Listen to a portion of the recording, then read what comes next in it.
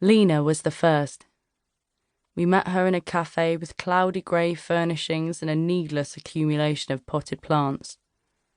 The tables were covered with magazines that had titles like Wheat Sheaf and Gardenia, their covers featuring tanned girls with ribboning limbs, all pigtails and peasant dresses. One by one, Stevie turned them upside down.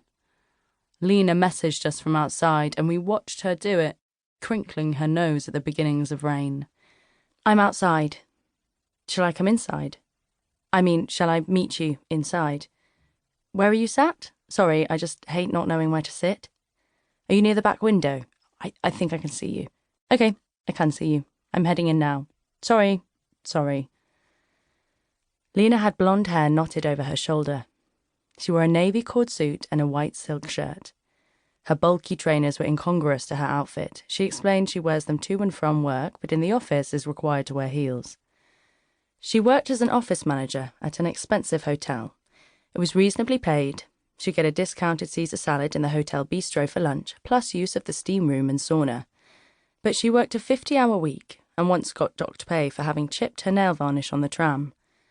And watching all of the rooms being used for affairs, and worse, for ordering sex workers, had made her paranoid about her husband's fidelity. At first, it was the middle-aged couples leering over the counter, drunk and conspicuous, like we couldn't believe their audacity. She wore a thin gold bracelet, which she rolled between her fingers, spinning it in circles against her skin until it left a faint red mark. Then it was the younger ones, women asking which lift would take them to room 33, their eyes never really leaving the floor, walking out of the hotel still adjusting their clothes. Stevie and I made notes, me scribbling into a notepad, Stevie tapping at her phone. We didn't know what we were collating at that point, but the data felt urgent and indispensable. Lena's round face turning pink. But it was the sex workers that got to me, and the men who used them, these completely ordinary-looking men. Lena's obsession began with the women, eyeing the sizes of their waists, scrutinizing their faces, wondering whether he might find them attractive. She'd think about the way they dressed, whether her husband might want her to dress like that. The women, of course, mostly weren't sex workers, but to her they might as well all have been. These other women, with their lipstick and their lacquered hair, all offering something else, something new, something she never could, being in possession of just the one human body, and trying to make a penny off it too. She wondered whether she hated these women or if she was afraid of them, whether there was a difference. She became fixated on the idea that her husband must be having an affair or using sex workers, or that he eventually would. She'd follow him home from work, leaving her own work early, making up doctor's appointments or dentist checkups, taking Ubers across town. She'd sit on the other side of the square outside the recruitment agency where he worked, having already taken note of the colours he was wearing that morning in order to better spot him. She'd follow him on the opposite side of the street, a few feet behind, her gaze fixed on him diagonally across the road. She'd trail him into shops on the way home from work, ducking behind the bread counter in Tesco. Once she held an especially large watermelon out in front of her head, so she could walk past him undetected and check the contents of his basket: jazz apples, cooked ham, Ritz crackers. She would trace him all the way to the station, where he would sometimes stop for a drink at the station pub, not telling her, saying he had to work late. And if he was lying about this, then what else was he lying about? Dishonesty, she felt, was a spectrum. You might be on the less dangerous end, but you were still on it, prone to slip up, slide further along, depending on the circumstances. She wouldn't stop until she had followed him all the way to their front door. Then she would crouch down, sometimes crawl on her hands and knees, hiding behind the brick wall that fronted their home.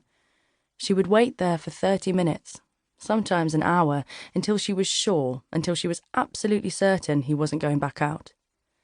After he had gone to bed, she would stay up late to devour his internet activity, scrolling through his history after he'd fallen asleep. She downloaded a keystroke logger to their downstairs desktop, finding out all his passwords and accounts.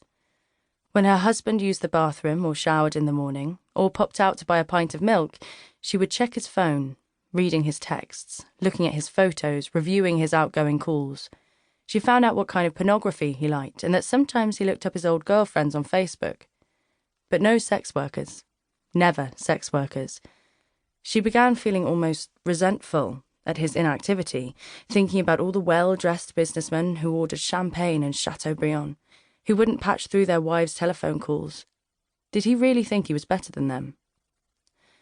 It became a routine of sorts. The following, the checking up, the phone. One Saturday afternoon he went to watch the football and she noticed his phone left behind on the kitchen counter. She didn't even think about it. It was instinctive. Perched against the oven, she opened his messages. A text from an unknown number. "Thanks for last night. Let's do it again soon. How much do I owe you for the room?" Punctuated by an image of lips, clavicle, ribcage, and breasts. She stared at the message for a while, worrying she had imagined it, that she had literally willed it into existence. She waited for the anger, the disappointment, the betrayal she had anticipated to course through her veins, surprised when all she actually felt, was relief. It was over. It had happened, and it didn't hurt that bad. "That's why I'm here," she told us. "That's why I want to do this."